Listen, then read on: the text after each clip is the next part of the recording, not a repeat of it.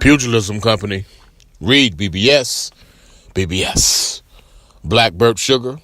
Bachelor's in Boxing Studies. Had a full plate of fights this weekend, man.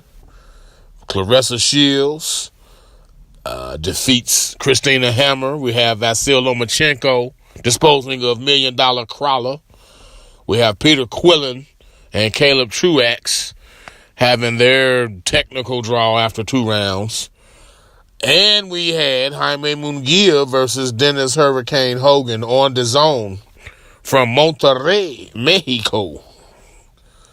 Hogan, man, 34 years old, fought at light heavyweight as an amateur, sparred Jesse Vargas to get ready for this particular fight, never been stopped.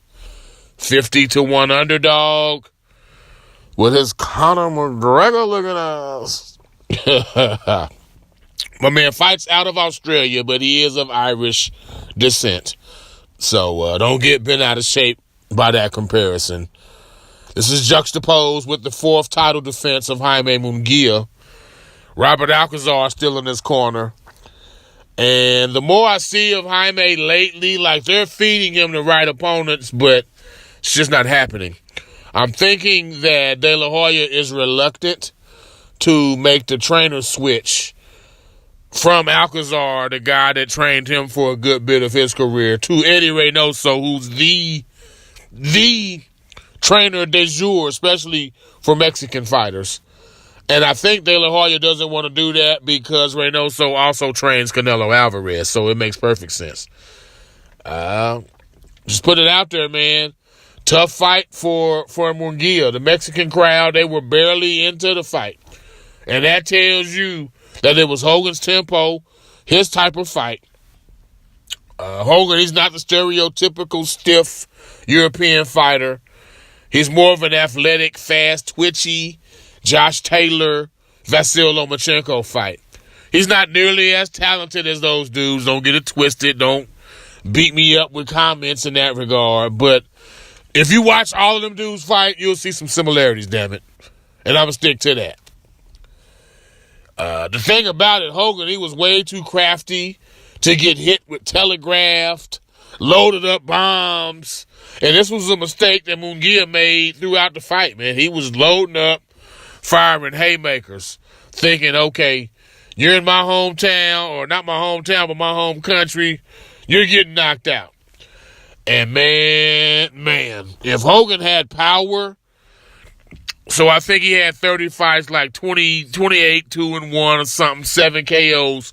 If he had real power, this could have possibly not ended well for Jaime Munguia, just for real. I mean, at the end of the 8th round, after the 8th round, he's asking his corner if he's even winning the fight. Am I winning the fight? And he repeated it a time or two, and I really don't recall anyone in his corner answering the question. They were like, well, hey, do this. Hey, go to the body more. Am I winning? Hey, go to the body more. Am I winning? Silence. Like, wow. Like, really? It's like that? Again, the crowd was not in the fight at all. That's the biggest sign of Hogan's success. There was urgency in Jaime's corner. There was urgency amongst the announcing crew. There was urgency everywhere. A palpable level of urgency at that point of the fight. Everyone's like, okay, none of us have heard of Dennis Hogan, yet here he is on the verge of winning this shit. Like, what the hell? What the what? In the 11th, Alcazar said, we need these 2 rounds. You be first. And my thing is, give him some strategy. Give him something strategical. Don't just say be first. Should I be first with the left jab? Should I, try to do a lead right hand, body shot? Like, give me something, coach. Don't just say be first. Oh, let your hands go. Come on, bruh. And with that, Munguia was staggered with a counter right and clocked with several lead rights throughout that round. Like, that was a for sure Hogan round. Like, it just was not a good night for Jaime Munguia at all. Real quick, subscribe, like, comment. Please share. Sharing is caring. Love tap, bitch slap that like button. Before we get out of here, hey, Munguia, he fought like he expected to walk through Hogan. He was shell-shocked after the 8th round. And to me, Hogan earned a draw, man, at worst. Undoubtedly, he earned a draw. It was even 7-5 on the scorecard of the DAZN judge. Like, he had it 7-5 for Hogan. For Hogan. Don't get it twisted. And we're still early in that DAZN contract. Jaime Munguia did not beat Dennis Hogan. That's really the only way I can put it. And Julian J. Rock Williams, who I usually mention in conjunction with Jaime Munguia, he would have beaten Munguia last night. Comfortably. Since beating Saddam Ali, Jaime's 4-0-1 KO, man, but that shine has dulled. That shine has dulled considerably. And I get it.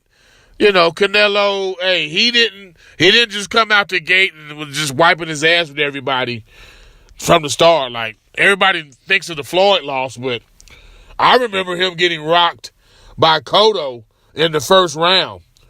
Not the Puerto Rican Hall of Famer, but his brother, Jose Miguel Cotto. He badly hurt Canelo Alvarez on a Floyd undercard. I think it was the Floyd-Shane undercard, if I'm not mistaken.